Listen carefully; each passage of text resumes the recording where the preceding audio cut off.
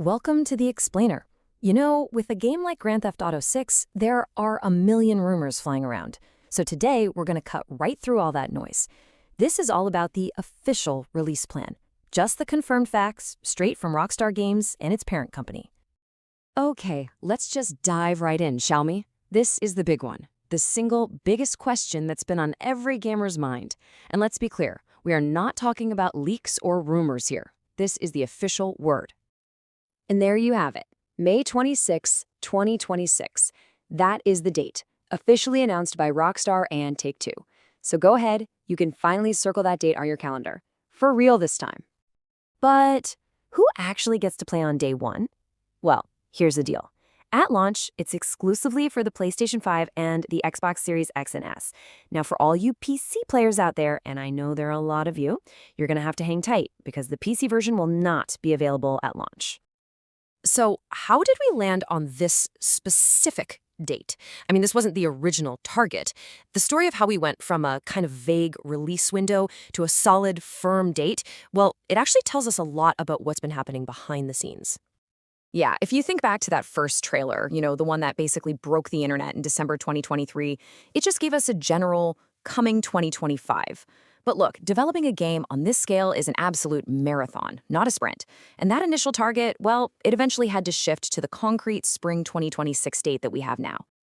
So why the delay? Well, the official reason is pretty simple, but it's really important. Quality.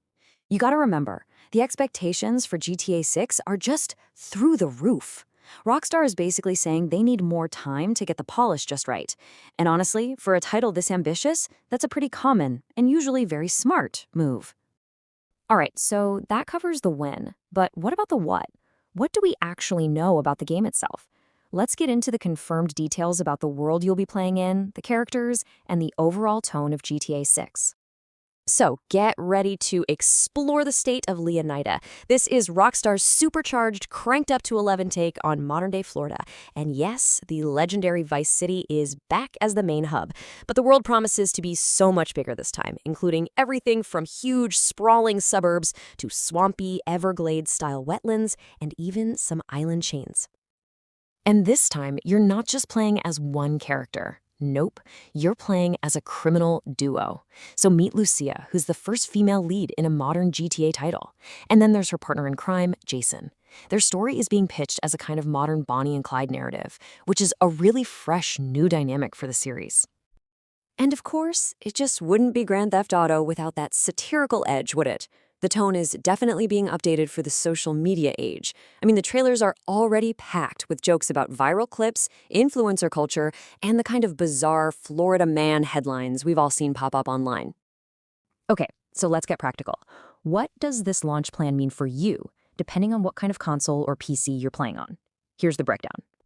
It's pretty simple, really. If you've got a PlayStation 5 or an Xbox Series X or S, you are good to go for May 26th, 2026. PC players, on the other hand, are gonna have to wait for a separate release date, which, right now, is still TBA. And this is an important one. If you're still on a PS4 or an Xbox One, there are no versions coming for those consoles. Now, for you PC players, this might be frustrating, but let's be honest, it's probably not that surprising. This kind of staggered release fits Rockstar's historical pattern perfectly. It's their MO. Both GTA 5 and Red Dead Redemption 2 also launched on consoles first, with highly polished PC versions following much later on. So, with the launch date now locked firmly in place, what happens next? There are still some pretty big questions left to be answered on this long road to May 2026. Yeah, there are a few major details that are still officially listed as to be announced. We're all waiting on the final price, the official date for pre-orders, more specifics on how GTA Online is going to evolve, and of course that ever-elusive PC release date. When it comes to the price, while nothing is official, the consensus among most industry analysts is a $70 price point for the standard edition.